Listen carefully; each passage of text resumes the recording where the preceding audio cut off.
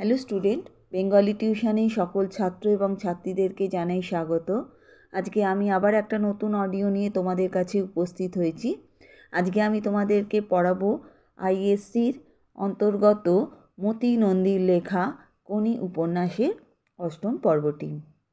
তোমাদের যদি এরকম নতুন নতুন অডিও শুনতে ভালো লাগে বা আমার অডিওটা যদি তোমরা পছন্দ করে থাকো, তবে তোমাদের কাছে আমার একটা রিকোয়েস্ট রইল, তোমরা অবশ্যই আমার চ্যানেলটিকে লাইক, শেয়ার ও সাবস্ক্রাইব করো। চলো এবার গল্পে প্রবেশ করি।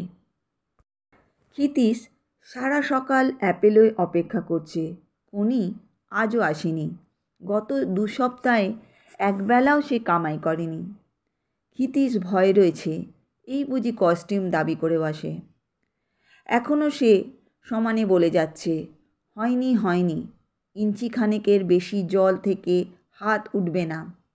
অতটা পাশের দিকে হাত যাচ্ছে কেন? ও কি দুটো হাত ঠিকমতো সমানে চলছে না কেন? বলার সঙ্গে সঙ্গে ক্ষিতীশ মাথা নাড়ে আর ভাবে, কস্টিউম আজই কিনতে হবে দেখি। কখনো কখনো সে জলে নেবে সাঁতার কেটে স্ট্রোক দেখিয়ে দেয়। ওদের পাশ দিয়েই অন্যরা সাঁতার কেটে যায়। বেলা গড়িয়ে যায়। কমলদিঘির জল জনশূন্য হয়ে আসে। কোনি যখন বিরক্ত হয়ে ওঠে, ক্ষিতীশ বলে, দাদার কাছে তো খুব ঘাড় নেড়েছিলিস। ভিক্টি স্ট্যান্ডে ওটা খুব সহজ ব্যাপার ভেবেছিস। রেকর্ড করাটা গঙ্গায় আম কুড়োনো নয়, বুঝলি? ফেরার পথে গল্প করছে পৃথিবীর বড় বড় সাঁতারুর, তাদের আন্তরিকতার, নিষ্ঠার ও পরিশ্রমের।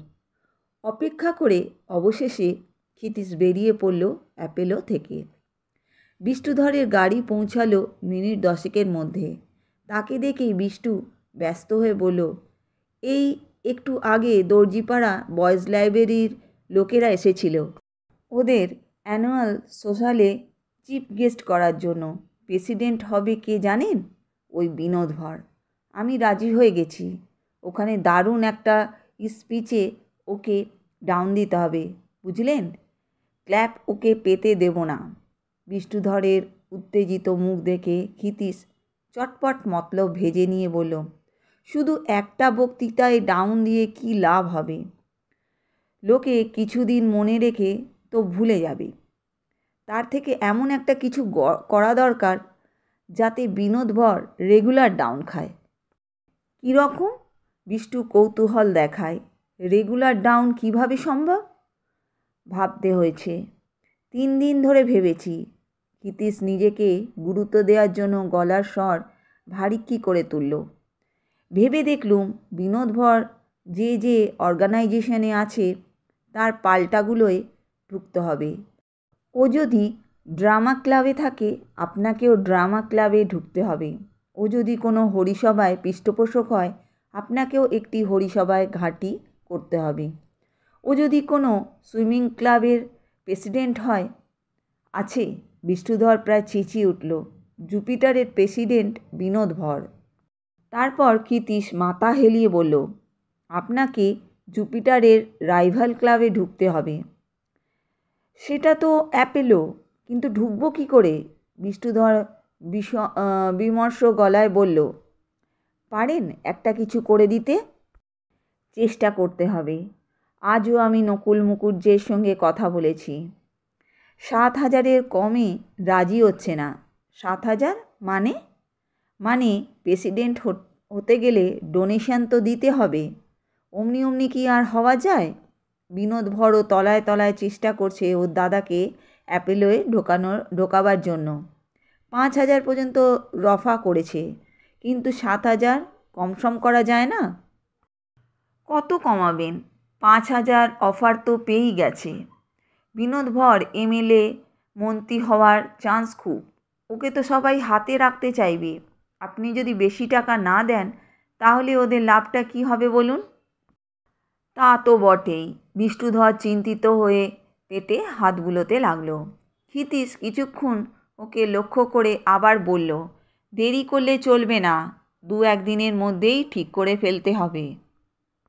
বিনোদের পার্টি উঠে পড়ে লেগেছে। বেশ, 7,000-ই দেব, কিন্তু বিষ্ণুধরের কথা শেষ হওয়ার আগেই চাকর ঘরে ঢুকে জানালো একজন মাইজি দেখা করতে এসেছে। এরপর ক্ষিতীশকে অবাক করে ঘরে ঢুকলো লীলাবতী। ক্ষিতীশকে এখানে দেখে সেও অবাক, তবে কোনো কথা বলল না। টাকাটা এনেছি, লীলাবতী তার স্বাভাবিক গাম্ভীর্যে বিষ্ণুধরকে বলল। ব্যস্ত হয়ে বিষ্ণু বলল, পাশের ঘরে আসুন, আপনার রসিদ টসিদ সব রেডি করা আছে। ওরা দুজন ঘর থেকে বেরিয়ে গেল এবং মিনিট 5 পরই বিষ্টু একা ঘর থেকে ফিরে এলো। ক্ষিতীশ তখন কৌতূহলে ফেটে পড়ার মতো অবস্থায়। কি ব্যাপার, কিসের টাকা? ওই একটা ঘর ভাড়া নেওয়ার ব্যাপার। হাতিবাগানে আমার একটা বাড়িতে এরা দোকান করবে, টেলারিং শপ, তাই কিছু টাকা দিয়ে গেল। 5,000 টাকা? বিষ্ণুধর চমকে উঠল। কী করে জানলেন? টাকাটা যার কাছ থেকে নিলেন সে আমার স্ত্রী। ওর কাছ থেকে সেলামি নেয়া মানে আমার কাছ থেকেই নেয়া। বিষ্ণুধর ভ্যাবাচ্যাকা খেয়ে গেল ক্ষিতীশের গম্ভীর মুখ দেখে। তোতলা স্বরে বলল, আমি তো তা জানতাম না। তারপর ক্ষিতীশ বলল, আমিও জানতাম না আপনি বাড়িওয়ালা। যাই হোক, এবার আমরা দুজনেই জানলাম। জানার পর আপনি কি টাকাটা এখন নেবেন? বিষ্টু আরও তোতলা হয়ে গেল। এটা তো ব্যবসার ব্যাপার, আমাকে তো খেয়ে পড়ে বাঁচতে হবে। ক্ষিতীশ উঠে দাঁড়ালো। চলি, বিনোদবর কোর্টে বেরিয়ে গেছে, তা রাত্রিরেই দেখা করব ওর সঙ্গে। না না, প্লিজ যাবেন না। ক্ষিতীশ বলল, 1,002 টাকা ডোনেশন আর একটা নাইলন কি বেলনের কস্টিউম কেনার জন্য 100 টাকা যদি দিতে পারেন, তাহলে গ্যারেন্টি দিচ্ছি অ্যাপেলোর প্রেসিডেন্ট করে দেবই। তবে এই সেলামির টাকাটা ফেরত দিতে হবে। তাছাড়া বক্তৃতাও আমি আর লিখে দিতে পারবো না। বিষ্ণুধর চূর্ণ বিচূর্ণ, কথা বলার আর ক্ষমতা নেই। দুটি চোখ ছলছলিয়ে ওঠে, শুধু মাথা নেড়ে বলল, গাছে অনেক দূর উঠে গেছি, মই কেড়ে নিলে নামতে পারবো না।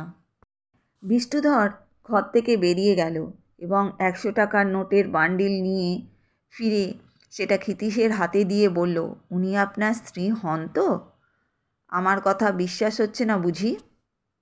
বিষ্টু জিভ কেটে কান মুড়ল। ক্ষিতীশ আর অপেক্ষা করল না, বেরিয়ে আসছে।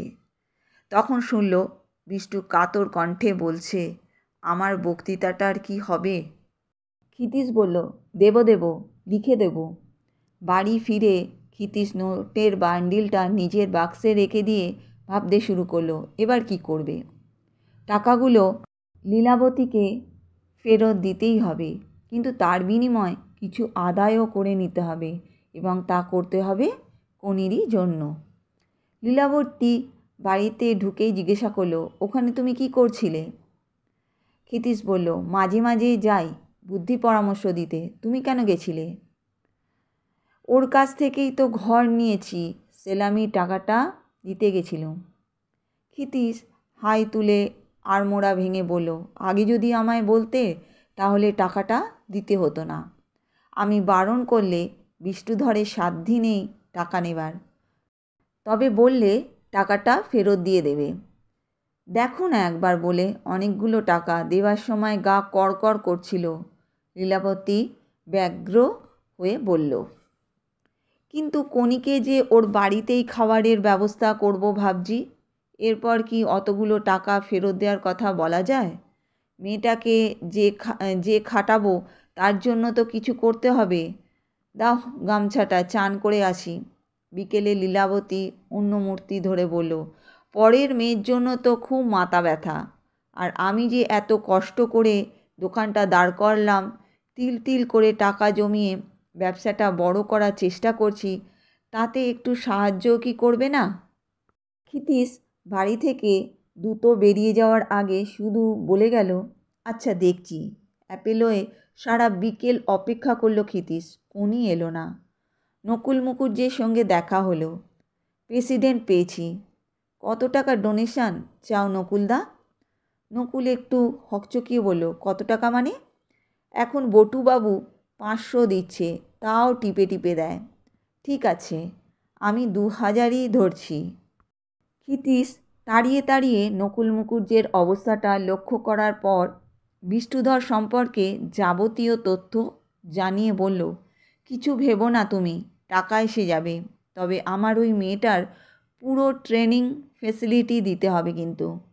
নকুল মুখুজ্জে একগাল হেসে মাথাটা হেলিয়ে বলল, নিশ্চয়। অ্যাপেলো থেকে বেরিয়ে ক্ষিতীশ ভাবল, মেয়েটা কেন আজ এলো না? একবার খোঁজ নেওয়া দরকার। বড্ড ফাঁকিবাজ, কিছুর একটা লোভ না দেখালে খাটতেই চায় না। তবে একটা দুর্বলতা আছে, সেটা ওর অপমানবোধ।